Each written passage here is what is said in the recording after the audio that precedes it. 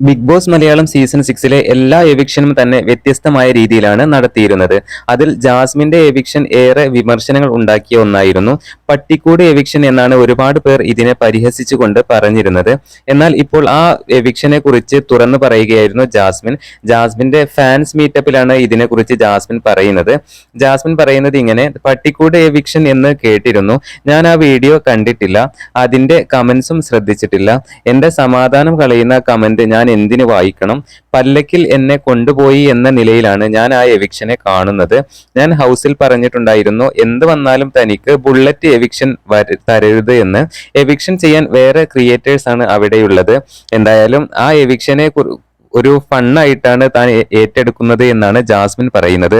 അതിനെ പല്ലക്ക് എവിക്ഷൻ ആയിട്ട് കാണാനാണ് ഞാൻ ആഗ്രഹിക്കുന്നത് എന്നും ജാസ്മിൻ തന്റെ ഫാൻസ് മീറ്റപ്പിൽ വ്യക്തമാക്കി.